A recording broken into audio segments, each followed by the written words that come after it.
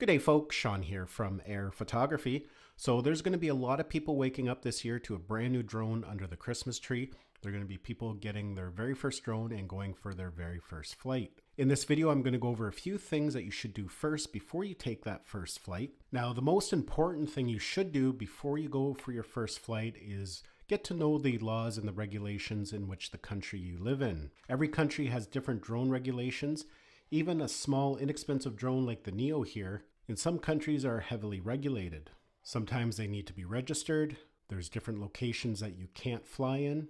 It's a good idea to make sure you're well aware of all these regulations. For example, here in Canada, sub 250 gram drones such as the Neo or the Mini series, you can just fly as is. You don't need any type of registration. Whereas something like the Air 3 here in Canada, in order to fly it, you will have to get a basic pilot certificate, and you will need to register it with Transport Canada. So it's a good idea to make sure you're well aware of all the regulations before you take your flight. Now, another thing you should do before you head out to take your first flight is get familiarized with the hardware. Most drones come with a basic quick start guide, but if you go to the manufacturer's website, including DJI, they have a more thorough, detailed user manual. Right on the DJI website, you can go right to the drone's page. They have a download section, and there you can download the user manual. It's a good idea to read through that to learn how the drone behaves in certain scenarios and go over some of the safety features. Now, I have several beginner guides for all the major DJI drones. They're designed for people who have never flown a drone. We go over all the equipment, the hardware,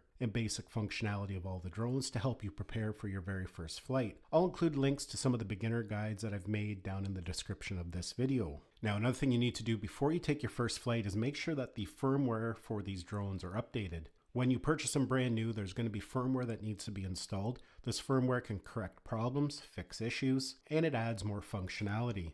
So it's a good idea before you go for your first flight, make sure you're running the latest firmware, and that way you don't run into any problems. Now, it might seem like a given, but it's a good idea to always double check to make sure your batteries are charged, and that includes the battery for the remote. Nothing worse than getting out to location to have all your drone batteries charged, but you forgot to charge the remote, and you're down to like 10%. So it's a good idea just before you go, just double check, make sure everything is charged up. If you're using a controller that you have to use a smartphone with, again, make sure you have enough power in your phone. Now, it's also a good idea to check the weather before you head out, and there are apps designed specifically for that, for drone flyers. The one I use is UAV Forecast. It'll tell you whether it's a good day to fly based on different criteria such as wind speed, satellites, and a few other factors. It's a really useful app, and it can give you some recommendations whether it's a good day to fly or not. Now, another thing you should do before you take your first flight is make sure there's no calibration or compass errors with the drone. Usually you will get a message on the screen before you take a flight if something needs to be calibrated. You can also double check by tapping that little bar at the top,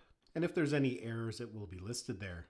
It's a good idea to check your safety settings at this time as well. You can set your return to home altitude, your max altitude, and your max distance. Now, when you are ready to go out and take your first flight, it's a good idea to pick a location that doesn't have a lot of obstacles or not a lot of people. Most of these modern drones, such as the Mini series or the Air series, have obstacle avoidance, but that's one less thing you do have to worry about. Spend some time on the sticks getting to know how the drone reacts to your input, and really get a good feel of how the drone behaves up in the air. Once you've mastered that, then you can get into some more complex environments. Now, one last tip here for new pilots is not to panic when you're up in the air. There can be a lot of anxiety associated with taking your first flight. Just keep in mind there's a lot of fail-safes and safety features built into these drones, so you don't have to worry about if you get out too far and you get disconnected. The drone is always going to come back to you.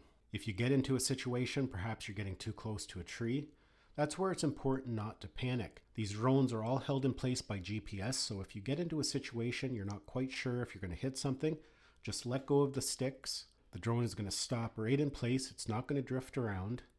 That allows you to regain your composure, assess the situation, figure out the orientation of the drone, and decide what you should do to get it out of that situation. Sometimes when you get into those situations, we overcorrect or we panic, and that can cause the drone to collide with the obstacle if you're not quite sure the orientation. Well, folks, those are a few things you should consider if you got a brand new drone this holiday season. You're going to have a lot of fun with it as long as you take some precautions and really get to know the drone before you take your first flight. I want to thank you for taking the time to watch this video. Hopefully you found it had value. Give it a thumbs up if you did. It's always greatly appreciated. Thanks a lot for watching, and we'll see you in the next one.